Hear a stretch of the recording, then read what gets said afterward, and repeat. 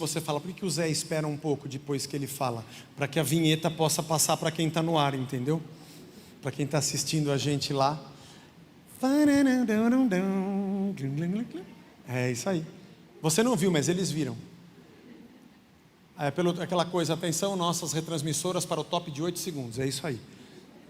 É que depois, quando o pessoal faz a edição, eles entram lá no YouTube e esse é o lugar onde eles devem cortar para ficar a mensagem para o pessoal que nos assiste. Então é isso aí. Então agora nós estamos ao vivo para todo mundo, a nossa sede mundial, internacional, intergaláctica. Ao vivo para Marte, Plutão, Saturno. Nós chegamos ao capítulo 8, verso 22. Quero que você preste bastante atenção no que eu vou falar nessa manhã, porque eu vou falar nessa manhã uma coisa difícil de falar, chata de falar, dura de se compreender, difícil de se aceitar, mas que nos amadurece. E eu tenho aprendido que eu preciso ouvir aquilo que me amadurece, aquilo que me edifica, aquilo que me ensina, aquilo que é de Deus, para a minha alma, para o meu coração. Lucas capítulo 8, verso 22. Aconteceu que num daqueles dias, Jesus entrou num barco em companhia dos seus discípulos e lhes disse: vamos passar para outra margem do lago. Ele entrou num barco e disse: vamos para outra margem do lago. Guarde isso. E partiram. Enquanto navegavam, ele adormeceu e sobreveio uma tempestade de vento no lago, e eles corriam perigo. Chegando-se a Jesus, os discípulos o despertaram dizendo: mestre, mestre, estamos morrendo, estamos perecendo. Levantou-se Jesus e repreendeu o vento e a fúria da água. Tudo cessou e ficou bem calmo. Então Jesus lhes perguntou: vocês não têm fé? Eles, possuídos de temor e admiração, diziam uns aos outros: quem é esse que até manda nos ventos e nas ondas e lhe obedecem?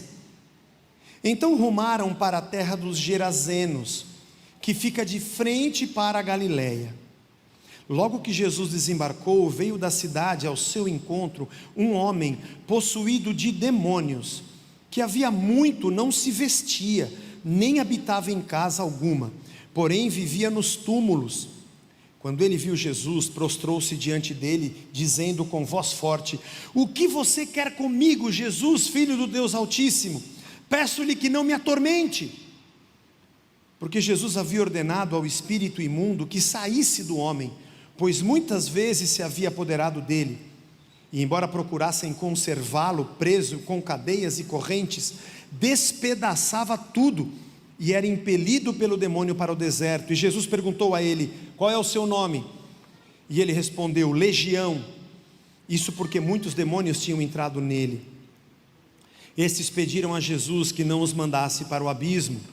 Ora, uma grande manada de porcos estava pastando ali no monte, e os demônios pediram a Jesus que os deixasse entrar naqueles porcos, e Jesus o permitiu. Tendo os demônios saído do homem, entraram nos porcos, e a manada precipitou-se no despenhadeiro abaixo, para dentro do lago, e se afogou. Vendo o que tinha acontecido, os que tratavam dos porcos fugiram, e foram anunciá-lo na cidade e pelos campos. Então o povo saiu para ver o que tinha acontecido. Aproximando-se de Jesus, encontraram um homem que tinham saído, de quem tinham saído demônios, vestido em perfeito juízo, sentado aos pés de Jesus, e temeram. E algumas pessoas que tinham presenciado os fatos contaram-lhes também como o endemoniado tinha sido salvo. Todo o povo da terra dos Gerazenos pediu a Jesus que se retirasse, pois ficaram com muito medo. E Jesus, entrando de novo no barco, voltou. O homem que tinham saído os demônios lhe pediu que o deixasse estar com ele. Jesus, porém, o despediu dizendo: volte para sua casa, conte tudo o que Deus fez por você. Então ele foi proclamando por toda a cidade o que Jesus lhe tinha feito. Senhor, fala conosco e nos abençoa através da tua palavra. Eu te peço em nome de Jesus. Amém. Jesus provavelmente estava na sua cidade, em Cafarnaum, porque Gadara fica no outro extremo do lago de Genezaré, também chamado de Mar de Tiberíades ou Mar da Galileia, é o mesmo lugar. Como na parte mais extensa, ele tem mais de 20 quilômetros entre uma margem e outra, é um lago cuja praia começa, você não vê a curva e perde de vista. Por isso eles chamam de Mar da Galileia, mas é um grande lago. Quando Jesus disse, vamos para outra margem, ele não queria ir para um outro continente, era só o outro lado mesmo, mas era muito distante.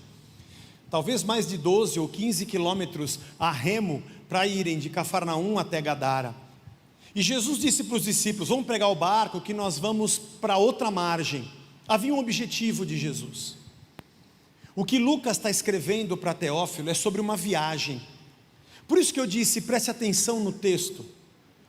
Porque ele pega um barco para atravessar, e depois que ele liberta aquele gadareno, ele entra de volta no barco para voltar para a sua cidade.